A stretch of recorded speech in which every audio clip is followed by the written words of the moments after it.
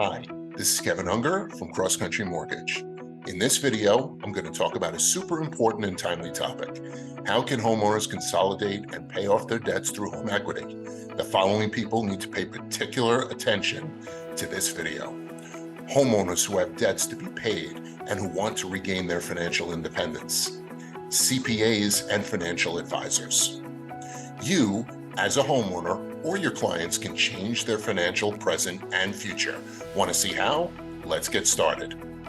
Most people assume that because they have a very low interest rate on their current mortgage, there is no common sense path to consolidate debt by taking out a new mortgage with a much higher interest rate than they already have. I'm here to tell you this is false. Even with a much higher interest rate than you currently have, you can pay off all your debts, improve cash flow, dramatically improve your credit scores, save a tremendous amount of money in the long run.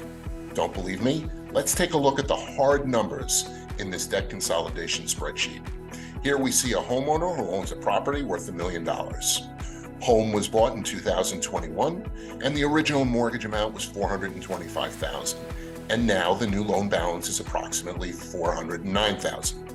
Estimated equity in the home with a new loan at 70% of the value, $590,000. Current loan is a 30-year fixed at 3.25%. Debts of $104,000 seen here: Visa, MasterCard, Discover, Macy's, and a car loan giving you total monthly minimum payments of just over $3,000. Here, we would take out a new loan of just over $527,000, and we arrive at that figure by 1, paying off the existing loan, 2, adding in closing costs of $8,000, including points of roughly $5,200, 3, adding $104,000 for the payoff of the existing debts.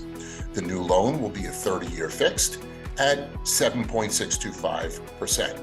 Now, here you can see showing your existing and proposed carrying costs of the home. So right off the bat, you've got a cash flow monthly savings of $1,163. Okay, what can you do with this newfound money? There are a few options. 1, you had real cash flow problems and were always worried about how you would be able to pay those bills. Pockets of money, so you have breathing room on a daily basis. 2, invest the money every month. The S&P's annual average return for the past 30 years is 7.9%. So if we use that as our guide, after 5 years, you will earn $16,243, which is about $3,250 per year. After 10 years, you will earn $74,625, or about $7,500 per year.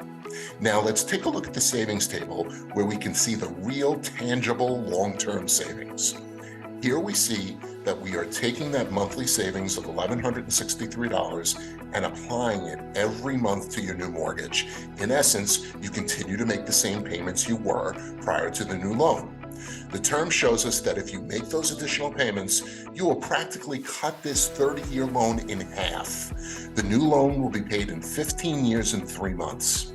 If you did nothing, you'd still owe over 28 years worth of payments. So in essence, you've saved just under 13 years of payments. Now you will only have 183 payments instead of 338, thereby saving 155 payments. Now here you can see further savings calculations. The first section shows us a 5-year window with 2 scenarios. The first is your existing loan and an estimate of paying down the balances on your debts to $56,000. The second is the new loan with no debts and the new balance after the first 5 years. Even with a starting loan amount that's $116,000 higher, you are still ahead of the game by $2,839. Obviously, if the debts hadn't been paid down to $56,000, the savings would be greater. Let's take a look at the numbers after 10 years. Note that here, the unpaid debt balances are still at $56,000. In this case, the overall savings after 10 years is $110,342. And lastly, we see the calculations after the term of the new loan ends at 15 years and 3 months, with a total savings of $290,290.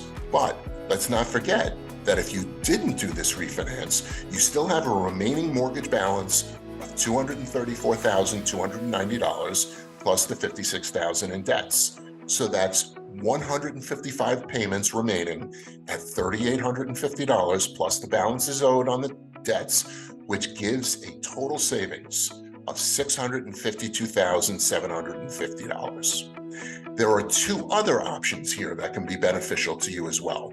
One, if rates come down, you can always refinance and save additional monies on a monthly basis.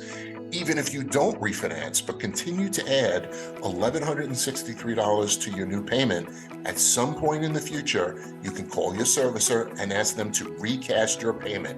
Most banks allow this with a fee and some paperwork.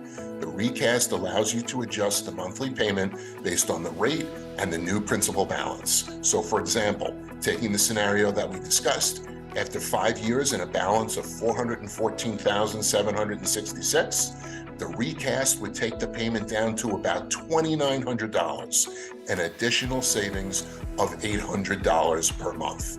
Don't want to add all $1,163 back into your payments? That's fine too. You choose the number. No matter what it is, the savings over time is significant.